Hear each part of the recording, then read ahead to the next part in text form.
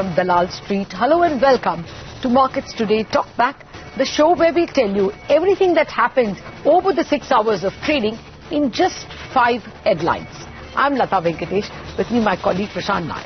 Hi Prashant. Hi Lata. Flat kind of close off the highs over the next 30 minutes. As Lata pointed out, we will talk about what really mattered as far as the markets go. And we'll do that by telling you the 5 stories which mattered. We'll take your questions. Our experts will answer those questions. In terms of our experts, Mayuresh Joshi and Mitesh Thakkar will take those questions.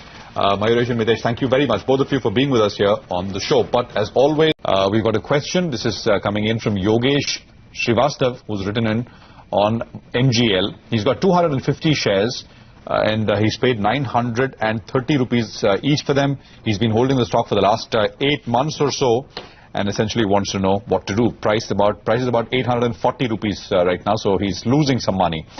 Mayuresh, a quick comment on MGL. Should he hold or sell?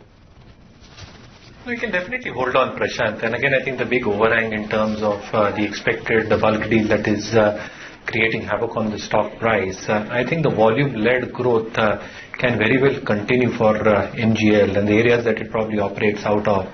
There is incremental strong demand that can come through. Yes, I think input costs, specifically in terms of domestic gas prices, touching 3.06 MMBTU, again under revision.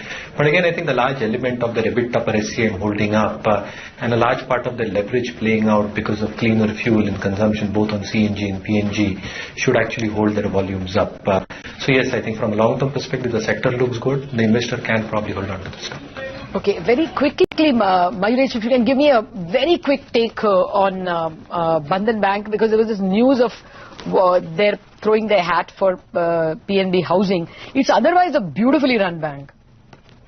Oh yes, I think no two ways about it, Lata. Again, I think if you see the numbers, 47% net profit growth, 52% advances growth, the CASA is right up there at 35%, cost to income ratio at 35, ROE is at 4.5, ROE is at 20%. You can't ask for more. So I think 86% still getting influenced by the microfinance book, though I think the granularity on the retail advances at 14% are expected to grow significantly. The only value of concern here would be the valuations on a price to book parameter. So I would agree with Mitesh. I think either the investor has to wait for a 10-12% decline to begin accumulating the stock, or he can probably look at banks like RBL Bank, where we remain extremely optimistic about. Okay. Fine, we'll discuss that if there is a query. We have to take a break on that note. But Anil Chala has written to us with a question on Dabur. He wants to know what is the right time to invest 70,000 rupees in Dabur, essentially. Okay, Dabur, he wants to put in 70,000 rupees. It's at a new high, new all-time high with this big move. It was at an all-time high and it's made a new all-time high. Mayuresh, what would you tell him? No, Prashant, so I think in a staggered way over the next few weeks is the right way of probably deploying money in Dabur.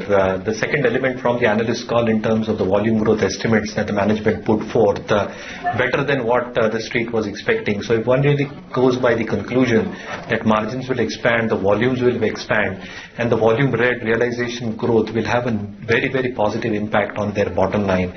So the earnings estimate, specifically the EPS, which was estimated at least at my end at around 11.5, 11.6 odd rupees, that goes up with the double-digit volume growth. So I think the positive view on Dabur, in my opinion, continues. A staggered way over the next few weeks of investing into Dabur is how I put it. Okay, but my big worry is if you stagger even by a day, the stock becomes 10% expensive. I mean, just imagine, in early August, the stock was just about 330 rupees and look at it now, 480. What's wrong? I mean, just shot up like an airplane. Okay, thanks for watching this one. Thank you, Mayuresh and Mitesh, for answering questions.